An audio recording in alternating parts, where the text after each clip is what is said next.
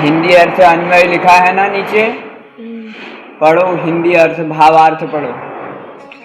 साहित्य संगीत कला विहीन, साहित्य संगीत कला विहीन, साक्षात पशुपुच्छ विषाणहीन। साक्षात पशुपुच्छ विषाणहीन। फिर तृणन्न खादन्नपि जीवमान, तृणन्न खादन्नपि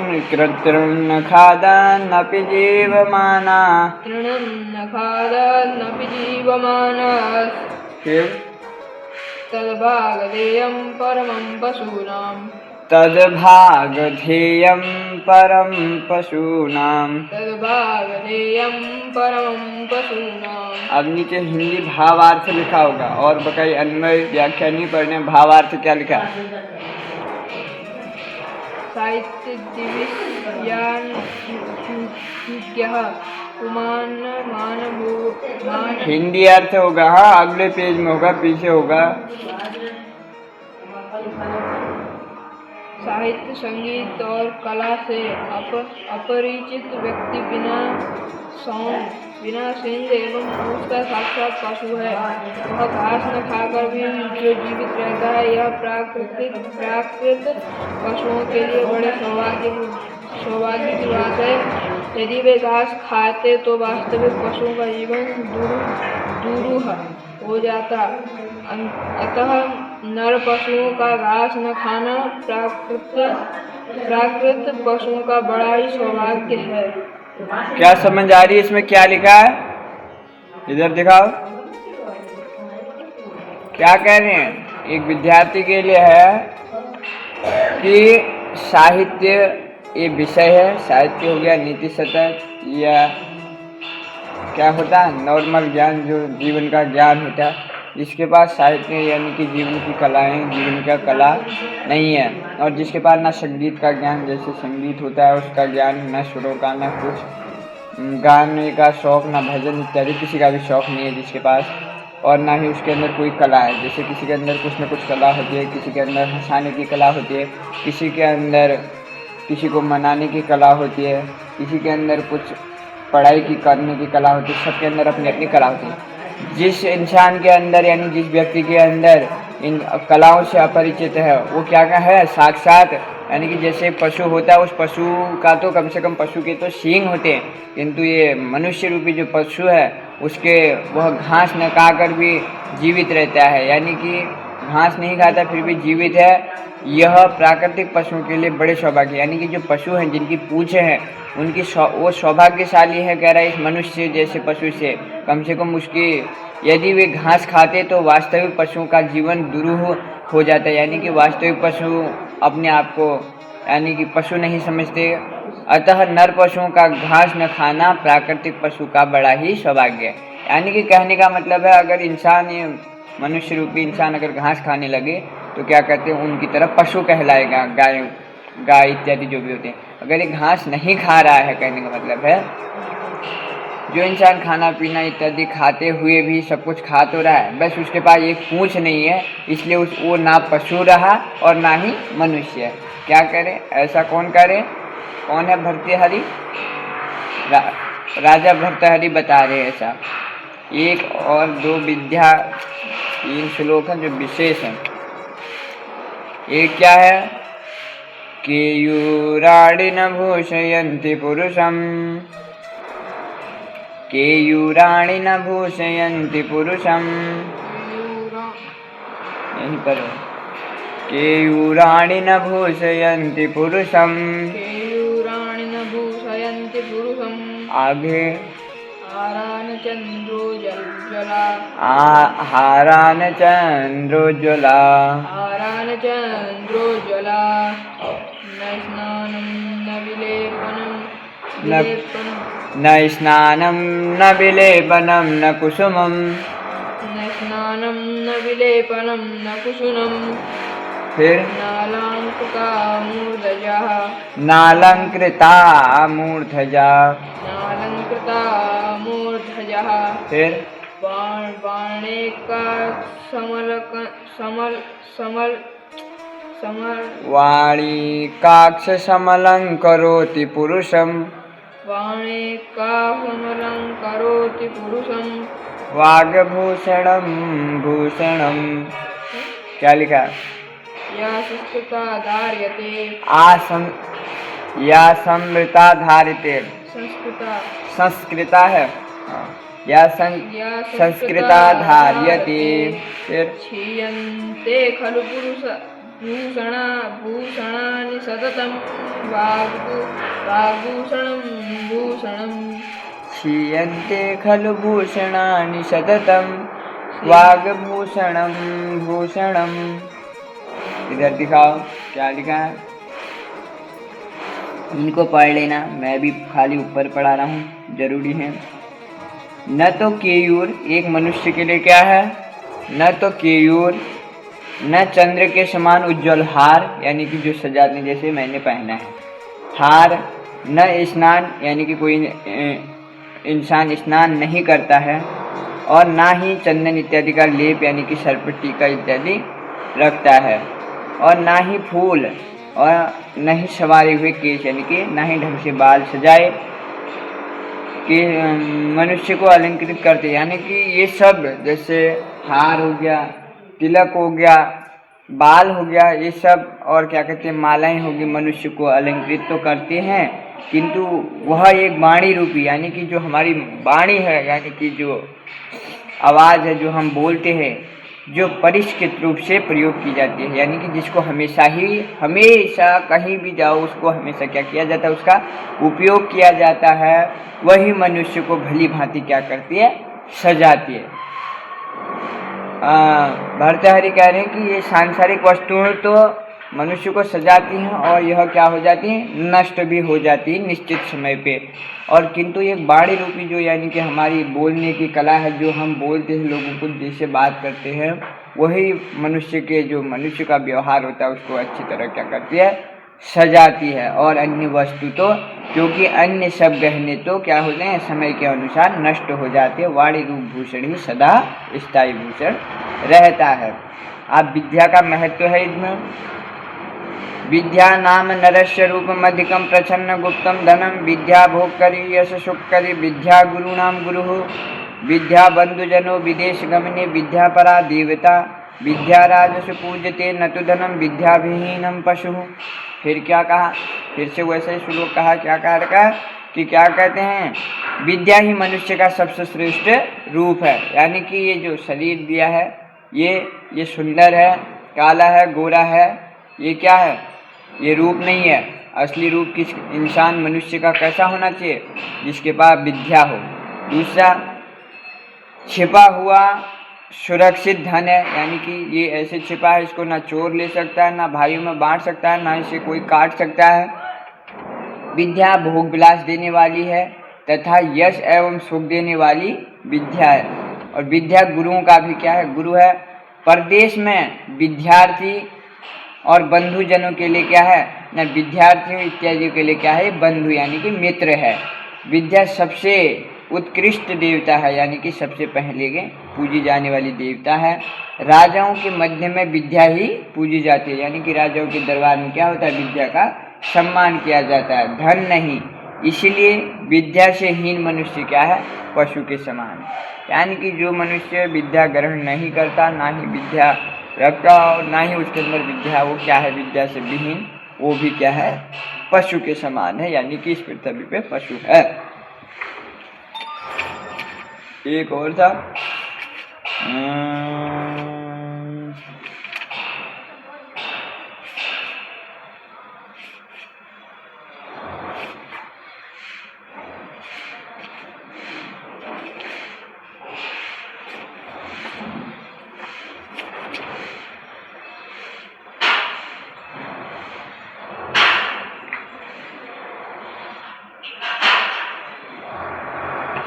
अब एक दान करने पे बताया है, जो हमारे पास धन दौलत इत्यादि होता है या कोई भी चीज़ ऐसी है जब हम उसका क्या करते हैं, ना ही दान करते हैं, ना ही खुद भोगते हैं, और ना ही क्या करते हैं उसको किसी को देते हैं।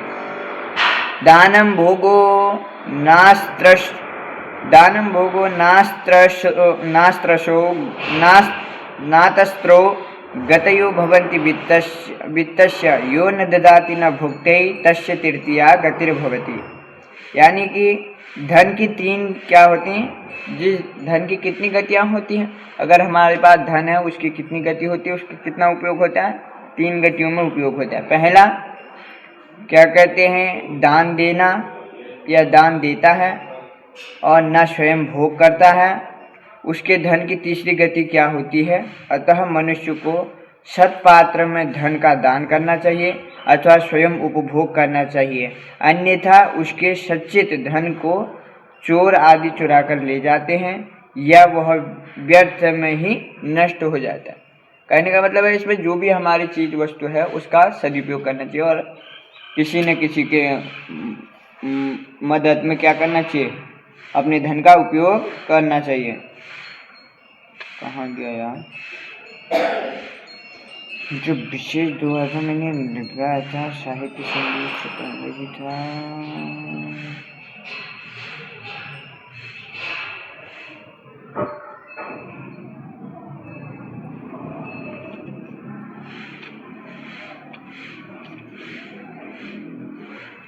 हिंदी का वो अध्याय हो गया ना, दूसरा अध्याय की किताब यहाँ है हिंदी की।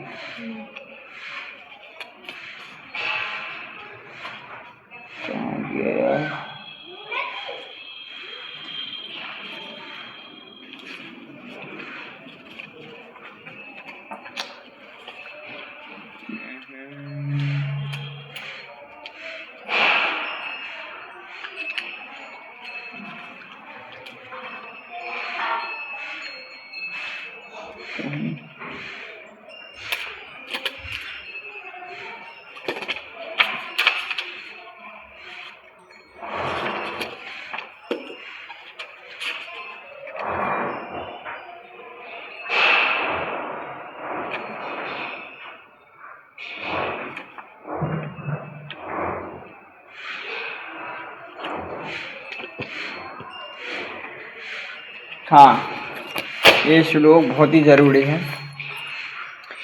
ऐशां न विद्या न तपो न दानम, ऐशां न विद्या न तपो न ध्यानम, दानम दानम ज्ञानम न शीलम न गुणोर न धर्म, ज्ञानम न गुणो, ज्ञानम न शीलम, ज्ञानम न शीलम न गुणो न धर्म, ते मृत्युलोके भूयि भारभूता, ते मृत्युलोके भूरि भारभूता, भुवि भुवि भारभूता, मनुष्यरूपेण मृगाश्चरन्ति, मनुष्यरूपे च मृगाश्चरन्ति, मनुष्यरूपेण मृगाश्चरन्ति, मनुष्यरूपेण मृगाश्चरन्ति।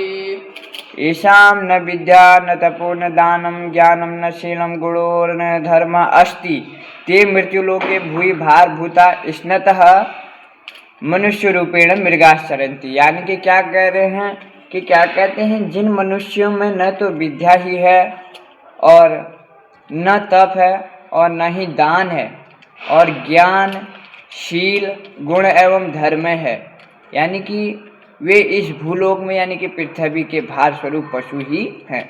जिस इंसान के अंदर यानी कि जिस व्यक्ति के अंदर ना तो विद्या है, यानी कि जिसके अंदर विद्या लेना भी नहीं है और ना देना है, ना गुण है कोई, और ना ही तप है किसी चीज़ का, यानी कि कोई भी तप साधना या कोई भी तप है, और ना ही दान करने की शक्ति है, किसी को दान दे सके ऐसा धन, अपनी धन दौलत किसी को दे सके, और ना ही किसी भी प्रकार का ज्ञान है और ना ही शीलता यानी कि शांति है। ये ऐसे मनुष्य को यानी कि क्या कह रहे हैं, भर्तृहरि क्या कह रहे हैं, ऐसे मनुष्य भूलोक पे क्या है, भार के पशु यानी कि भार स्वरूप पशु ही है, मनुष्य के रूप में विचरते रहते हैं। अर्थात मानव जन्म पाकर भी जिसने न तो विद्या अध्ययन किया, क्या जिस मनुष्य ने न तो विद्या अध्ययन किया, न ही तपस्सरण यानी कि तप इत्यादि जंगलों में जाके किया, और ना ही सत्पात्र को दान दिया, और ना ही ज्ञान का ही उपार्जन किया, और ना ही सदाचार का पालन किया, यानी कि अपने आचरण को सदाचार का पालन न करा, और ना ही उसके अंदर कोई धैर्य है, और ना ही साहस है, और ना ही दया है, ना ही दाक्षिण्य आदि गुणों का ही अर्जन किया। न यहाँ वैयक्तिक, सांस्कृतिक एवं सामाजिक कर्तव्य रूप धर्म का ही अनुष्ठान किया। वे इस विश्व में केवल आकृति मात्र से मनुष्य कहलाते, वास्तव रूप में तो वे पशु ही हैं। उनका जीवन व्यर्थ है एवं निरर्थक है, अतः विद्यादि का संग्रह अत्यधिक आवश्यक है। यानी कि जो इंसान विद्या का ग्रहण नहीं करता वो इंसान भी क्या है, पशु के समान है। उसके अंदर भी अगर कोई गुण रूप नहीं है, दया धर्म क्षमाशील नहीं है। क्या कबीर दास जी ने भी कहा है कि जहाँ दया तहाँ धर्म है, जहाँ लोभ वहाँ पाप, जहाँ क्षमा वहाँ न, जहाँ क्रोध तहाँ काल है, जहाँ क्षमा वहाँ आप। कबीर दास जी ने भी क्या कहा कि जहाँ धर्म, जहाँ दया, यानी कि जहाँ दया है तहाँ धर्म, यानी कि जिस इंसान के अंदर दया करने की शक्ति है वहाँ पर क्या है, धर्म की रक्षा होती है। जहाँ क्रोध, यानी कि जहाँ पर क्रोध किया जाता है वहाँ पर क्या है, वहाँ पर सीधे बिना बुलाए ही काल है, क्योंकि कौन क्या कर दे क्रोध में, वहाँ काल है। लेकिन जहाँ फिर क्षमा है वहाँ पर क्या है, स्वयं भगवान गोविंद खड़े होते हैं। यानी कि किसी ने गलती किया, अगर मैंने उसे या किसी ने भी उसे माफ़ कर दिया तो वहाँ क्या है, वो गोविंद की शरणागति या गोविंद का ही रूप मानना चाहिए, यानी कि उसने ही रक्षा किया और वहाँ पर वही परमात्मा विराजमान है। ऐसा व्यक्ति बनना चाहिए, कह रहे हैं कबीर दास जी। तो इसमें क्या है, तर्क संग्रह के भी हमें ज्ञान होना चाहिए। तर्क संग्रह दिखाओ यहाँ क्या होते हैं, मैं बताता तर्क संग्रह का। उसमें जो मनुष्य का एक विद्यार्थी, संस्कृत विद्यार्थी को क्या ये गुण आनी चाहिए कि मनुष्य क्या है। इस तर्क संग्रह का क्या, मंगलाचरण निधाय हृदय विश्वेशम विधाय गुरु वंदनम बालानाम सुखबोधाय क्रियते तर्क संग्रह। तर्क संग्रह किसने लिखी है, विरचित है, यानी कि उन्होंने लिखा है। इसको क्या लिखा उन्होंने, निधाय यानी कि संसार के स्वामी भगवान शंकर को हृदय में रखकर ध्यान कर गुरु का अभिवादन कर बालकों को, यानी कि हम जैसे बालकों को शोक से बोध कराने के लिए मैं अन्न भट्ट तर्क संग्रह नामक ग्रंथ को बनाता हूँ। ऐसा तर्क संग्रह हम विद्यार्थियों के लिए, देखो पुराने जमाने पहले के जो भी होते थे आचार्य इत्यादि, वो दूसरे का भला सोचने के लिए अलग अलग पुस्तकों को सरल सरल भाषाओं में क्या करते थे, निकालते थे। जो रुद्राष्टाध्याय ये सब इत्यादि पुस्तकें, दुर्गा सप्तशती इत्यादि हैं, ये सब निचोड़ के किन विद्वानों ने हमारे लिए रखे हैं, ताकि हम शुद्ध भाषा और सरलता से भगवान की प्राप्ति करें। ऐसे लोग हुए, किसी ने भी अपने स्वार्थ के लिए, यानी कि नहीं साधा दुर्गा सप्तशती लिखने वाला हो गया, कर्म कांड की नित्य कर्म बनाने वाला, यानी कि इन्होंने सब वेदों से छांट के हमारे लिए सरल और विशेष मंत्रों का क्या किया है। उनमें से जैसे एक भंवरा फूल से ले जाके रस को इकट्ठा करके क्या कहते हैं, अंत में बनाता है ना मधु शहद, वैसे उन्होंने भी सब जगहों का ज्ञान लेके एक एक पुस्तक में दिया है। इसलिए मंत्र नहीं क्या है, साक्षात देवी स्वरूप है जो मंत्र पढ़ रहे हो। तो कह रहे हैं कि इसका पद कृष्टम है, श्री गणेश नमस्कृतम पार्वती शंकरम परम। ये मंत्र यहाँ ये जो श्लोक हैं इनको हम पूजा पाठ इत्यादि में भी उपयोग कर सकते हैं। ये मंत्र ही हैं, क्योंकि ये संस्कृत, इसका महत्व, संस्कृत का महत्व क्या लिखा आगे लिखा है कि संस्कृत भाषा का महत्व ही अलग है, चाहे वो कैसा भी श्लोक हो।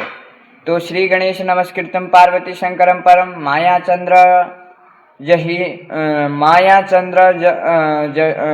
जसिंहेन क्रियते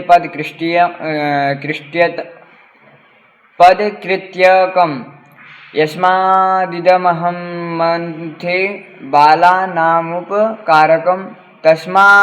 तस्मादितकरम वाक्यम वक्तव्यम विदुषा सदा। अब इन्होंने जो बताया ये तो विशेष ध्यान है, ध्यान भी पढ़ लेता हूँ। इन्होंने लिखा, श्री गणेश और पार्वती के साथ शंकर जी को नमस्कार कर मैं चंद्र जय सिंह तर्क संग्रह के पदकृष्ण नामक टीका ग्रंथ की रचना करता हूँ। अब इन्होंने क्या लिखा है, पदार्थ भेद, यानी कि हमारे शरीर में कितने पदार्थ होते हैं, सप्त पदार्थ होते हैं। ये आने चाहिए, कौन कौन से होते हैं, द्रव्य, गुण, कर्म सामान्य विशेष समवाय अभाव इति सप्त पदार्था। यानी कि वैश्विक दर्शन के अनुसार द्रव्य गुण कर्म सामान्य जाति विशेष समवाय और अभाव ये 7 पदार्थ माने गए हैं। यानी कि ये 7 पदार्थ मनुष्य के होते हैं। द्रव्य भेद यानी कि द्रव्य के भेद कितने होते हैं? द्रव्य के कितने 9 भेद होते हैं। क्या क्या? द्रव्याणि पृथिवी तेजो वायवा आकाशः काल दिगात्मा मानसी नवेद्य नवेवः। यानी कि उन 7 पदार्थों में पृथ्वी, जल, तेज, वायु, आकाश, काल, दिक्, आत्मा और मन ये 9 क्या हैं? द्रव्य हैं, जिनको हम देख सकते हैं। अब जो मीन है गुण भेदास चतुर्विशंति, यानी कि गुण कितने होते हैं? चतुर्विशंति मतलब कितना होता है? 24। हाँ, ये क्या होते हैं? हमारे शरीर के जो होते हैं कर्म होते हैं। कैसे? रूप, रस, गंध, स्पर्श, संख्या, परिणाम, पृथकत्व, संयोग, विभाग, परत्व, अपरत्व, गुरुत्व, द्रव्यत्व, स्नेह, शब्द, बुद्धि, सुख दुख, इच्छा, द्वेष, प्रयत्न, धर्मः अधर्मः, संस्काराश्च चतुर्विशंति गुणाः। रूप, रस, गंध, स्पर्श, संख्या, परिणाम, ये क्या है? 24 एक गुण। ये 24 गुण है। क्या कितने गुण देखे जाते हैं? 24। मनुष्य के कितने गुण होते हैं? कोई नहीं कहते कि 32 गुण मिल रहे हैं, 28 गुण मिल रहे हैं, पर असली गुण क्या है? ये रूप, रस, गंध, स्पर्श। रूप क्या है? रस क्या है? गंध क्या है? स्पर्श क्या है? संख्या क्या है? परिणाम क्या है? यानी कि ये। अब गुणों का लक्षण लिखते हैं। द्रव्य कर्म भिन्नत्वे सति सामान्य कर्माणि ही पंचविधानि उत्पेक्षणा अपेक्षणा कुंचन प्रसारण गमनानि पंचकर्माणि। उत्क्षेपणा ऊपर की ओर फेंकना, अपेक्षणा नीचे की ओर फेंकना, आकुंचन समेटना, प्रसारण फैलाना और गमन यानी चलाना। ये 5 क्या है? मनुष्य के कर्म है। फिर उसके अलावा कुछ भी करे। सामान्य द्विविधम, यानी कि सामान्य कितने होते हैं? 2 प्रकार के होते हैं। परम परचेती द्विविधा सामान्य। सामान्य के 2 भेद होते हैं, पर सामान्य और अपर सामान्य। पर सामान्य चेती। हिंदी की किताब नहीं है यहाँ? तत्र गंधवती पृथ्वी, हमारी पृथ्वी कैसी है? तत्र गंधवती पृथ्वी साद्विधा नित्या अनित्या च नित्या परमाणु रूपा अनित्या कार्य रूपा पुनस्त्रिविद्या शरीरेन्द्रिय विषय वेदातः शरीरमस्त मदादीनाम इंद्रियाणि गंधग्राहक ग्रहणम नासाग्रवर्ती ही विषयो मृत पाषाणादि।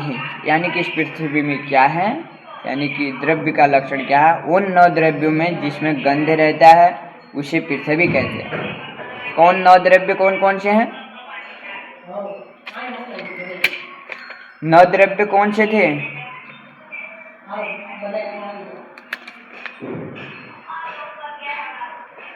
पृथ्वी व्याप्त न पृथ्वी तेजो वायु, यानी कि पृथ्वी, जल, तेज, वायु, आकाश, काल, दिक्, आत्मा और मन, ये तीनों क्या हैं? द्रव्य हैं।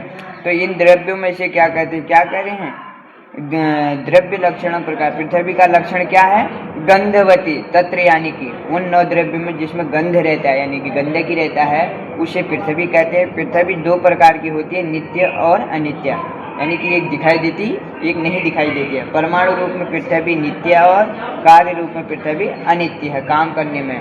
और जैसे घर इत्यादि ये सब है, वो क्या है? नित्य हैं, और जो दिखाई नहीं पड़ती वो अनित्य है। शरीर, इंद्रिया और विषय के भेद से वह अनित्य पृथ्वी फिर 3 प्रकार की होती है। हम लोगों का शरीर पृथ्वी का शरीर है।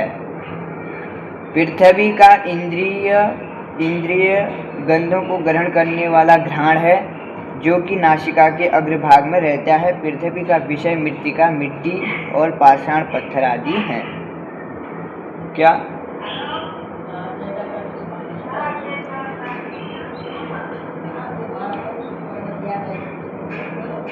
यानी कि मनुष्य रूपी क्या है? मनुष्य रूपी शरीर क्या है? एक पृथ्वी है। हिंदी की किताब नहीं लाए?